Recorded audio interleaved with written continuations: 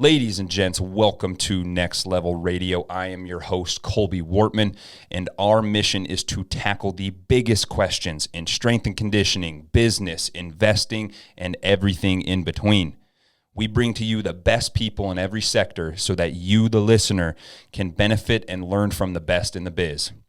Whether that is S&C or business, you can rest assured you're getting the best knowledge available. Next Level Radio continues to grow because of our listeners and our sponsors. Today we present to you Fat Fish Brewing, the official beer of Next Level Radio. Whether you're looking for a night out with family or smashing the best craft beers in the area, you will find it all at Fat Fish Brewing. Check out Fat Fish on the Large Street in Dickinson, or check them out on their website at fatfishbrewing.com. Life has an amazing way of coming full circle and bringing to you the people that you need in your life at that time. As a young whippersnapper, 4 monsters deep, just excited to tackle the day, I'm headed to my first strength and conditioning conference, and I hear about a company called Team Builder. Multiple coaches with experience with Team Builder and other platforms said the exact same thing. They said that you can get very similar products across different platforms. However, the thing that truly sets aside Team Builder and puts their product above anybody else's is their true and genuine customer service. As a customer for many years, both at the university setting and the private facility, I can tell you, Team Builder's customer service is absolutely second to none. Late night emails, programming issues, emergencies on my end are all resolved very, very quickly. So join the thousands of universities and private facilities that use Team Builder to elevate their businesses by going to teambuilder.com, click Start My Free Trial, and use code NLT at checkout. Our next sponsor, Nutridyne, a medical supplement company aimed at enhancing performance and addressing the underlying issues of disease. You will be hard-pressed to find the quality that you'll find at Nutridyne. Listeners of this podcast get 20% off all supplements. Just go to @coach_Wortman and click the Nutridyne link in our bio. Keep up with us on Instagram @coach_Wortman, on our website, nl-training.com, or keep up with us on the next episode of Next Level Radio. Now sit back, relax, and take in the mind-melting knowledge of this episode. Welcome, everybody. You have made the best decision of your day, and that is to tune in to Next Level Radio, episode number 92, where we give you all the abstract knowledge that's within this head and whoever is sitting across the table from me. And it is the best part of my day, and I hope that you guys enjoy it too. As you guys know, Fat Fish Brewing is the official beer of Next Level Radio, and one of my favorites, because I'm an IPA addict, is the Attitude Alignment, okay? The flagship IPA. They've done this since day one. It's been a great IPA, and so we're going to crack a cold one. Ooh.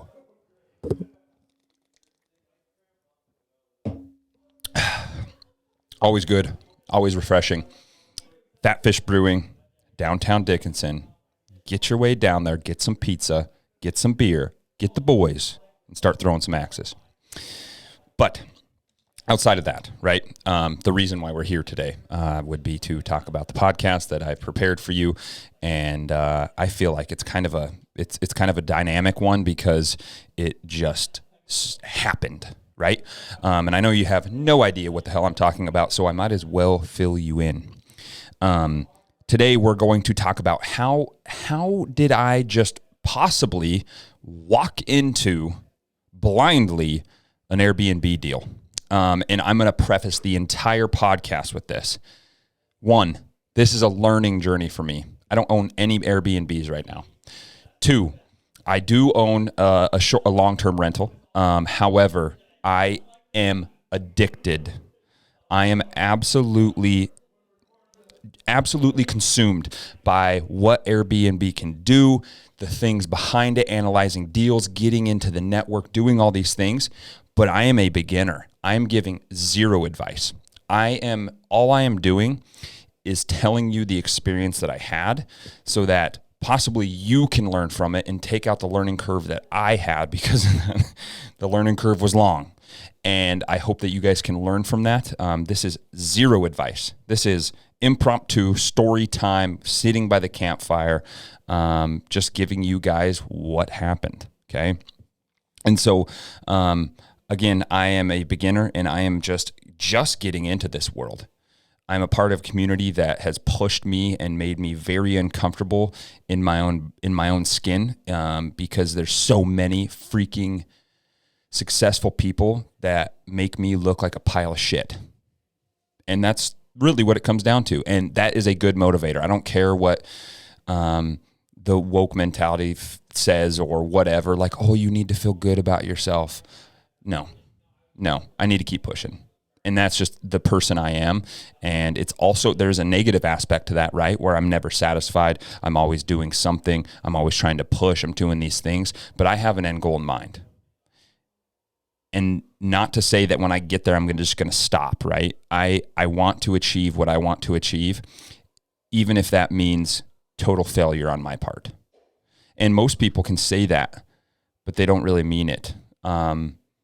I don't even need to tell you that that's my intention. I'm going to do it. And if I do it and I fail, awesome. If I don't, awesome. But I'm going to burn myself down. Anybody that knows me, I'm going to burn myself to the ground, in a good way. So how did I walk into an Airbnb deal possibly?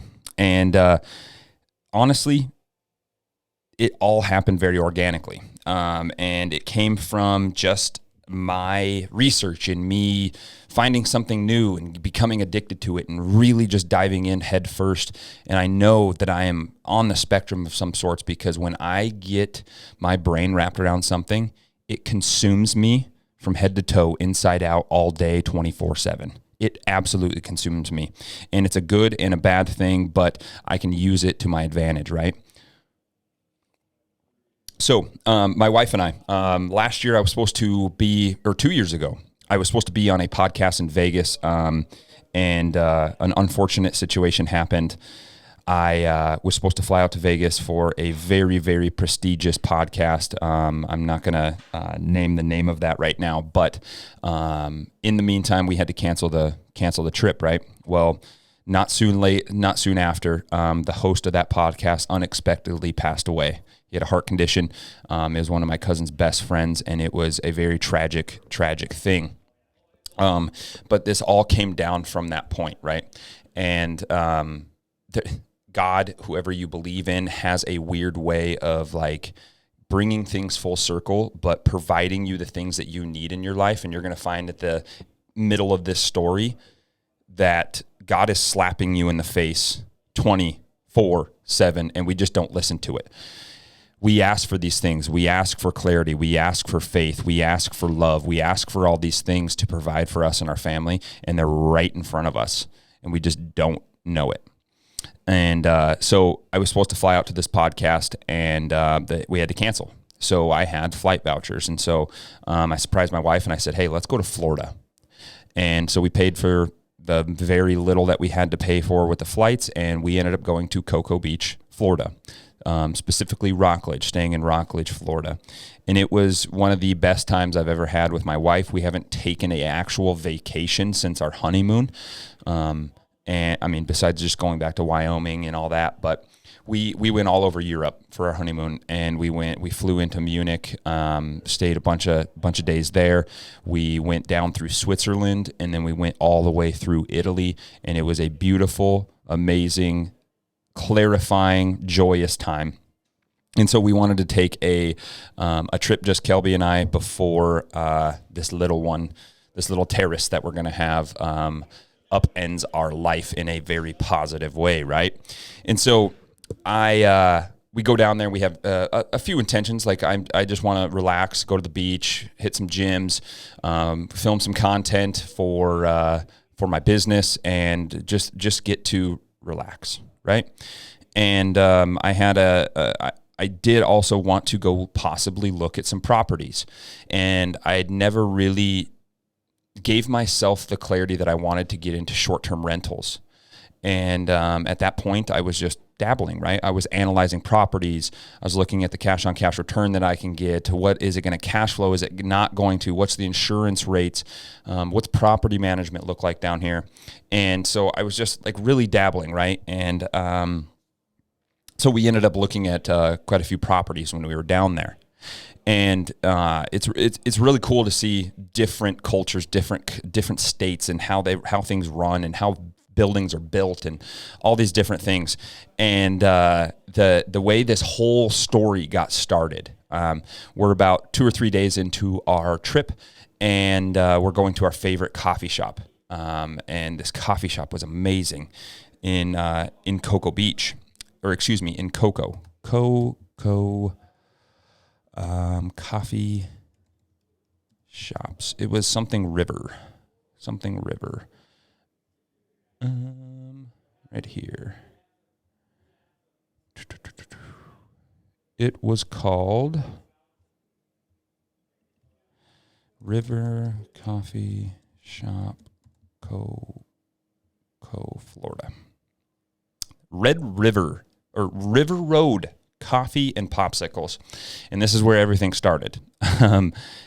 Awesome place. They have homemade popsicles. They do really cool different types of coffee, and it was just really cool. And we talk about either God placing these things into our life and bringing these different people around you in these conversations, and He's doing this at all times of your life. At all times, the things you're praying for, He's providing. The things you're not praying for, He's providing. And the things that I had been talking about in my head, He's providing. And I think something that is a positive aspect of mine, also it can be overbearing at times, and I get that. I'm a type A person, but is just having an idea and going for it, or wanting to talk to somebody and not putting it to the back burner, just reaching out like, hey, this is an A-lister. I'm going to try to have Conor McGregor on my podcast. I'm going to send him a DM. Conor McGregor's never going to get back to me. He's never going to see my message. But I reached out, right? And so all this stuff happens, and we're sitting having coffee, and I'm on the phone with a plumber trying to convert my property into a duplex right now. And I'm on the phone with a plumber, and I get it all scheduled, and we're doing good, getting a quote. And I hear a young gal, who now we know as Peyton, this young gal talking to her friends over coffee, and they're talking about different property listings.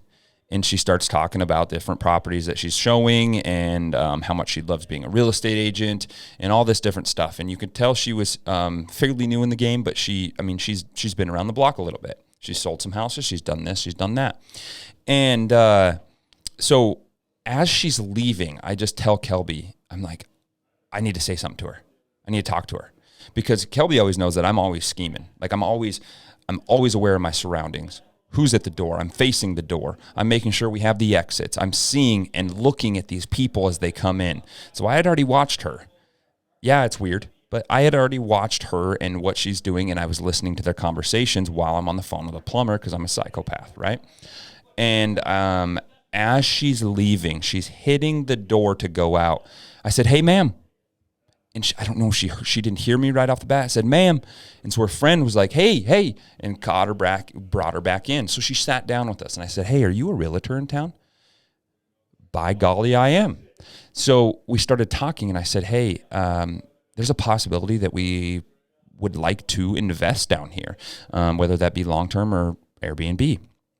And so she gave us her card, and did all these things, and we started keeping in touch. A day goes by, and we get a private MLS portal listing. And so we start looking at all these properties, right? Like, this is just one little thing. If I wouldn't have said anything to her, I wouldn't be having this podcast. I wouldn't have put an offer on this house. I wouldn't have done all these things, right? And so it's really cool that just one thing reaching out can possibly do that for you. And so we're just enjoying our thing and hanging out with each other, going to the beach and all this stuff. And I'm reading my long-term real estate investing by David, my man Green, at Bigger Pockets. And we're just enjoying our time. And we see this property on there in Cocoa. So if you aren't familiar, I could probably put up a picture here. But if you're not familiar with Cocoa, Merritt, and Cocoa Beach area, your main inland island in Florida is Cocoa. So there's Cocoa, and then there's Cocoa Beach. So there's Cocoa, and then you drive across one bridge and you're in Merritt Island, and you drive across the next and you're on Cocoa Beach. That's the world-renowned Cocoa Beach. Ron John Surf Shop, 4th Street Grill, all these really cool places. And so there's these three options, right? You got Cocoa Rockledge, you got Merritt Island, you got Cocoa Beach, and it just progressively starts getting more expensive as you're getting closer to the ocean, obviously. And we find this property in Cocoa, and it's owned by an older couple, and it's a 2-bed, 1-bath, and we ended up going and looking at this property. And I'm gonna wrap this whole story, wrap it back to this point, but it all comes down to your research, right? And well, I'm very glad that I mean, in the end, this could have been a big failure or a big success, but I learned so much from this process that you can't learn this stuff unless you just do it. It's like renovating your house. I don't know how to change a light bulb. I don't know how to change an outlet. I don't know how to put flooring in. I don't know how to put baseboards on, all this different stuff, but you start learning it as you go. YouTube's a hell of a thing, and you start learning this stuff as you go. And so we ended up viewing this property, and we absolutely love it. We fall in love with it, and then we're just going through all the positives, all the negatives. We're talking to people, and a lot of this conversation comes down to people. And I don't know how many times I've said this on this podcast, it comes down to people and the relationships you can have with them and the knowledge that they have and the things that they can do for you and the things you can do for them. And it comes down to this network of people. And so our Airbnb hosts are an amazing, amazing family that we're staying with, and it's kind of like an ADU, additional dwelling unit, on their property. It's a separate little house, little guest house, if you want to call it. And so he's been in Airbnb. He's doing this stuff. He pretty much is the brawn behind the work, doing everything, getting it set up, doing the construction. And his wife is on the back end doing all the scheduling, the cleaning, the property management for their Airbnb. And so we start asking them questions and all these different things, right? And it's really cool because they just poured their heart out to us and gave us everything that they could ever learn and accelerated our learning curve much quicker. And so, long story short, we love this property. We're going through with it. We're having conversations with our realtor, and we've decided that we're going to put an offer on this son of a bitch. We're going to do it. And it sounds crazy, like, Colby, well, here's all these questions. How are you going to manage it? How are you going to get stuff in there? How are you going to renovate it? How are you going to do this? How are you going to do that? And there's always a way. There's always a way. I don't care how, what, or who it is. There's always a way. And maybe that's my blind arrogance, but there's always a way. People have done it. Why can't I? And so we ended up going through the trip, and we're like, hey, we like this. We're going to get our pre-approval letter, and we would like to put an offer possibly on this house. And where this comes full circle, and then I'm going to talk about the stuff that I learned through this process. But on our last day, we're in the process of getting that pre-approval letter. On our last day, we have to leave Cocoa, or Rockledge, which is pretty much just butts up against Cocoa. We had to leave Rockledge at like 3 a.m. to get back to Orlando, which is about an hour, and have at least 2.5 hours before our flight, because Orlando is well known for missing flights. They're well known for having massive, massive lines. And so we leave very, very early in the morning, right? And everywhere I go, especially Florida, because it's one of the best states in the union, it's a concealed carry state. And so I pay always pay the extra money unless I go to the hellhole, California or New York. I pay the extra. I check my pistol, so I always have a concealed carry on me. SIG P365X, by the way, one of the best, I would say the best concealed carry gun out there right now. So I always have my concealed carry with me if we're at the beach, wherever we're at, right? And so we have to leave so early at 3 a.m. that when you fly with your concealed carry, I don't know if you know the process, but you have to have it in a locked box. You're the only person that has the key. The ammunition has to be in its factory box. The magazines have to be empty. The gun has to be empty. And you have to exhibit that for the person that is checking you in.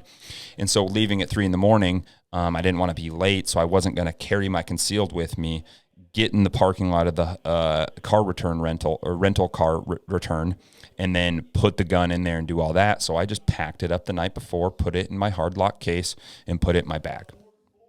So I didn't have it on me, right? So we're driving through Cocoa, and we start approaching this red light. And this is where God, or whoever you believe in, always comes full circle. Always comes full circle and gives you what you need and the things that you're asking for with all your stress, with all your anxiety, always. And so we're driving, and Kelby's awake, and she's just on her phone hanging out as I drive. And we start approaching this traffic light. And as we get closer to this traffic light, I see a figure, a white male, definitely looks like a crackhead. And I'm seeing this because I'm always analyzing people. And I see him kind of maybe 60, 50 yards away, and he's starting to approach. And as we get closer to this light, it turns yellow, and then it turns red. Here up in the Northwest, we don't see this kind of stuff, but I'm aware. And so as we approach, we're the only car on US 1 in Cocoa Beach at this time, at Cocoa. And I start seeing him approach, and he times the light perfectly. And as he approaches, the light turns red, and we start to slow down, right? So at this point, he's maybe 15 yards, 20 yards away, and he starts to approach, and he kind of starts waving his hands. He has no shirt on. He has a wife beater hanging off of his shorts, and he starts kind of waving his hands. And obviously, I'm looking for guns, knives, bats, anything. And I don't see anything, but obviously they're not going to broadcast that. He could have had a gun in his back or in his back waistline, or a knife or whatever. And so the doors are locked, obviously, but he starts approaching. And once he gets to about 10 yards, I understand that he's not slowing down. He's coming to rob us. He's coming to kill us. He's coming to do something, right? And he starts approaching, and as soon as it turns red and we start to stop, he starts jogging towards us. I'll be damned if I'm with my wife, my pregnant wife, and this guy comes to rob us, that I don't put him 6 foot under like that. I'll be damned. But again, I don't have my concealed carry. I know I can handle my own against him, but you never want to mess with a crackhead. You never want to mess with a crackhead. I don't care how big of a badass you are. I don't care if you are SF. I don't care what you are. You don't want to mess with him if he's a crackhead. He has a gun. He has a knife. He can do what he wants. And so as he approaches, he gets about 10 yards. The light's still red, and I'm in this freaking little Toyota Camry hybrid with a little bit of a supercharger in it, and I floor that son of a gun.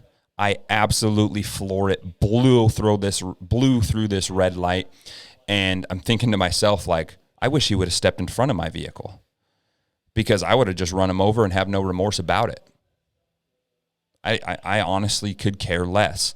If you're going to try to endanger my family, endanger my wife, I could care less about me, but I need to make sure she gets out of there.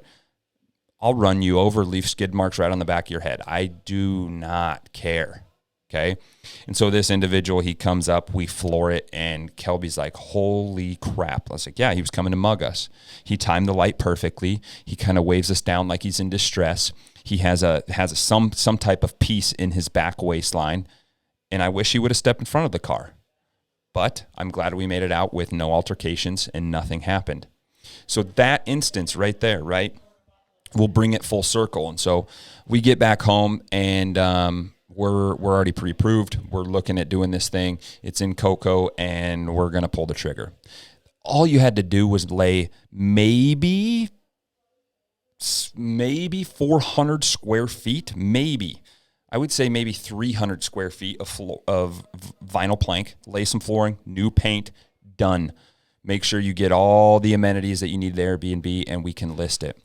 And it was so great, right? And we were at church that next week, and I'm praying about it because I'm very anxious about it. It's the first time in a long time I couldn't sleep. Like, hey, we're going to do this. I need to find flights. I need to fly down to Florida. I need to get everything in here, and we're going to do this thing. And so we talk to our realtor, and we say, hey, we're going to put the offer in. And so we put the offer in. We're going to sign the paperwork and send it back. And it's so funny. I'd been praying about it in church and every night before bed. And the first thing I said, I was praying in church, and I said, Lord, show me a sign of what you want me to do. Show me a sign of what we should do in this situation, along with a bunch of different other things, right? And the first thing that comes to my mind is this gentleman that tried to mug us at this light, right? And I kind of blew it off, right? And then the second time I pray about it, that was the kind of the first thing that came to my mind, and I blew it off because you just think it's natural intuition. You think it's something that just should be breezed over. And then we tell our realtor we're going to put the offer in, and the next day before we go to bed, Kelby mentioned, she's like, babe, there's one thing that I was looking at. And I was like, oh, what is that? And she's like, the crime rate in Cocoa is pretty high.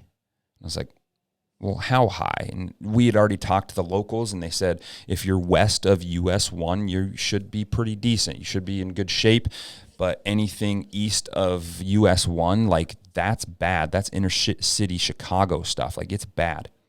And she said, well, Cocoa as a whole, not where we were, but Cocoa as a whole, the same town we're in, is rated at like an 88 out of 100 in the crime rate. And I was like, holy crap.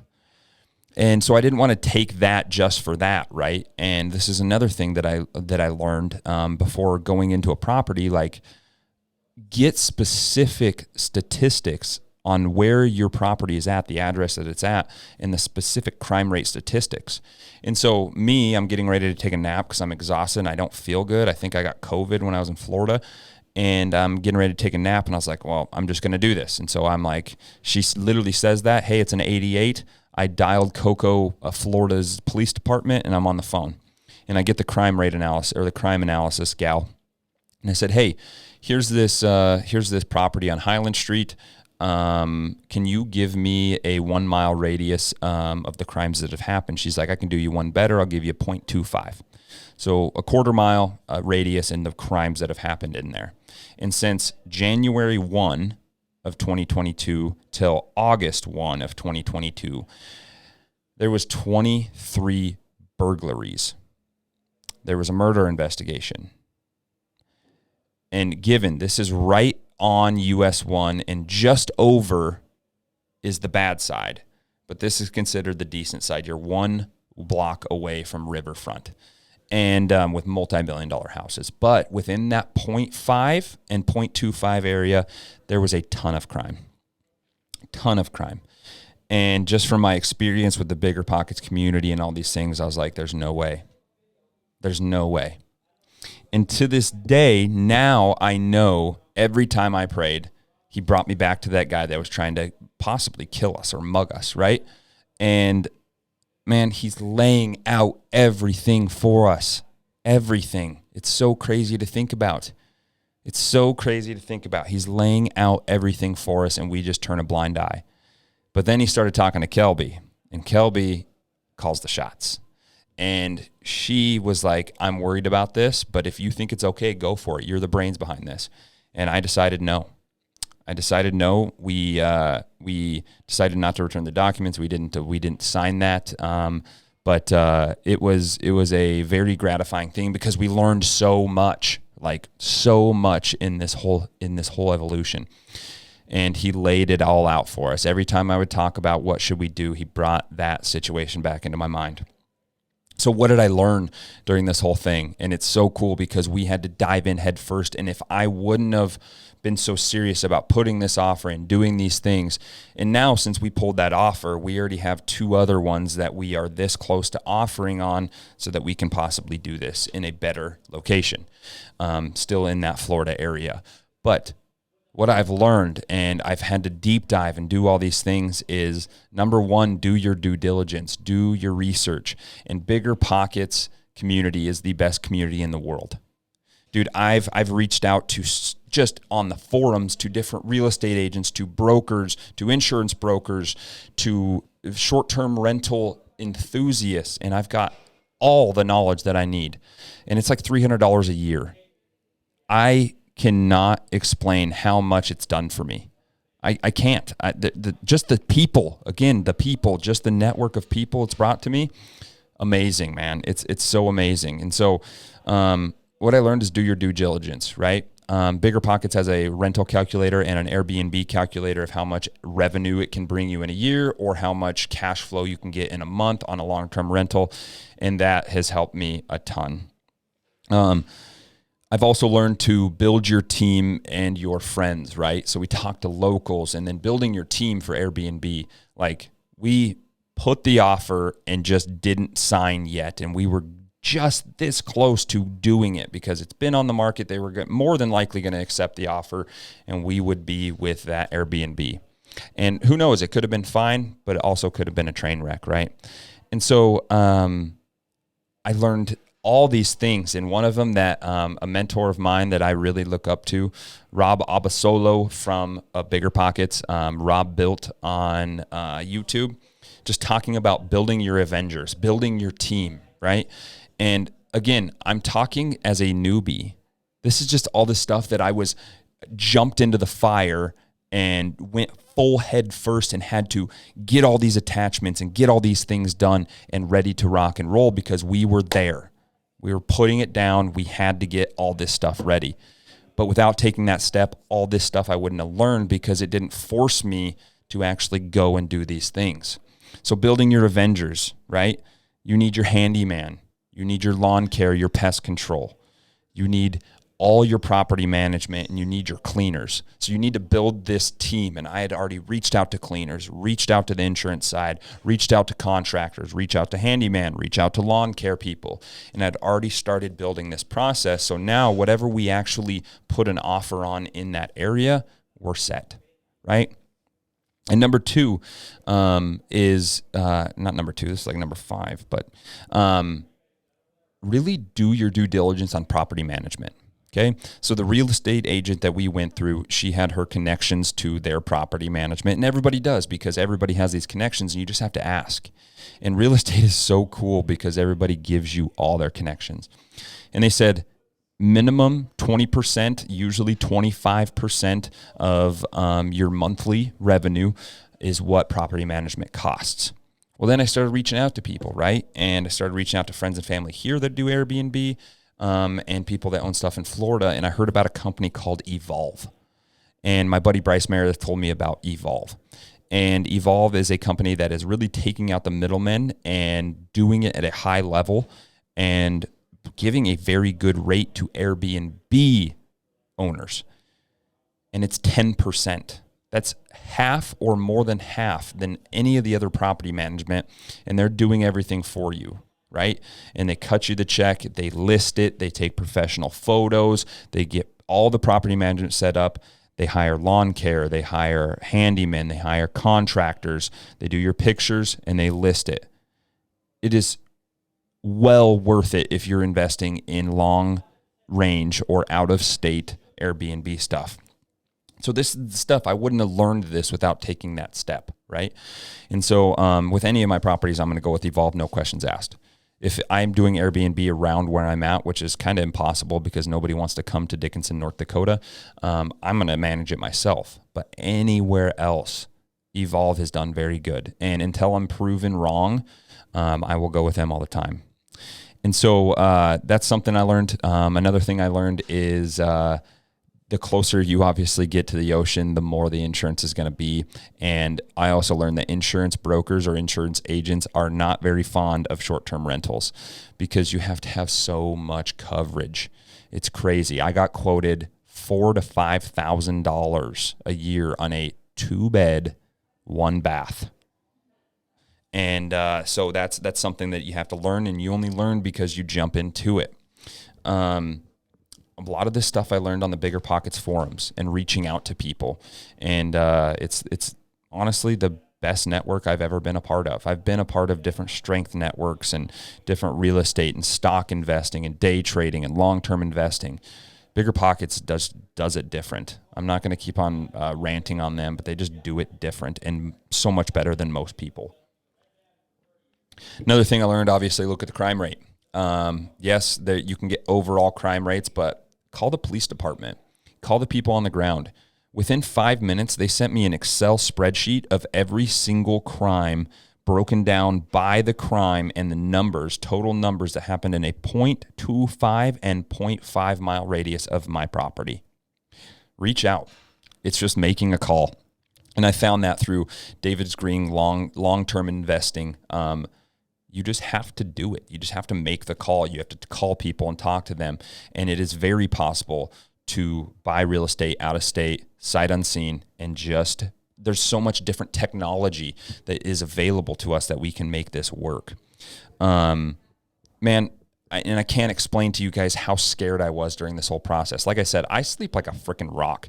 I'm always 100, going, doing this, doing that. And I always tell people, like, I have a slight form of narcolepsy. Like, I will pass out if I'm not doing anything. And one of my athletes said, well, maybe you're just always tired because you never stop. That's probably viable. Shout out to Shaylee Sheridan for saying that. But I mean, it's probably true. But during this time, I was so scared and so uneasy because this is the unknown, right? This is uncomfortable. And even if it would have gone through, like, I would look back 5-10 years later and I would be happy with my decision. But you're so scared in the moment because it's unknown and it's something that you have to just be uncomfortable with. And I absolutely love that feeling once you're through it. And so on the Bigger Pockets calculator, I'm running all these numbers. I mean, things that I learned. I mean, you at least want to have a cash-on-cash return of anywhere between 20 and 100%. And what that means in that given year, in that first year, if you have a 20% cash-on-cash return, that means that if you put $100,000 into this deal, in the first year, you're going to get $20,000 back on that investment. That is insane. 20% is insane, but people don't realize in the Airbnb game, there are people, not few, not a lot, but there are some people, some of the big rollers that can get 100% cash-on-cash return. Those numbers are astronomical. And I have learned so much, and everything is adapting for me. My buy box is adapting. The things I need for the property to work, how much cash flow or how much appreciation on the property, like what's the market like? It's so addicting. And so what I look for is no matter what, if I'm looking at a property, if I'm analyzing a property, I want the property to obviously work and the numbers crunched for Airbnb. But if that doesn't work, I want to make sure I can still long-term rent that property. So is it going to cash flow for me if I rent it out long-term? That's something that is a part of the buy box that I have established. And you know what I'm going to do? I'm not going to give you guys my buy box and all these things that I'm looking for and all this because one reason, I'm new and I'm still learning. And I can set my ego aside and say that because I'm asking everybody. I'm talking to people. I'm establishing what I want in this game. And our plan is to have purchased an Airbnb within 1 to 3 months. Because like we said, we backed out of this one because it was just, it was a mess just due to the crime rate. And so I'm going to keep you guys updated. But again, I'm a newbie and this was a story that really, really resonated with me because one, God laid out everything for me. And two, you don't learn nothing unless you take the leap. Once you take the leap, you are forced into the uncomfortable unknown and you have to get your ducks in a row. And that is where I love to live. And so I'm going to keep you guys updated. Like I said, within 1 to 3 months, we plan to purchase our first Airbnb, and that is our plan as we go forth. So I hope you guys enjoyed the story. If you guys have any questions, please reach out. I will gladly answer any questions. And I hope that you guys can take a step to whatever it is that you want to do, whether that's training, real estate, stock investing, whatever it is, being a great father or mother or brother or son. Take the leap and learn later. The most successful people in the world don't know everything. They just know how to take the leap and either fail, succeed, and actually adapt. That's how this world's run, and it's the people that are willing to risk it to get the biscuit are the ones that are successful. So have a wonderful day. My name is Colby Wortman. This is Next Level Radio. Coda, come here. Let's show Coda. Come here. Come here, honey. Come here. Come on. And this is Coda Wortman out.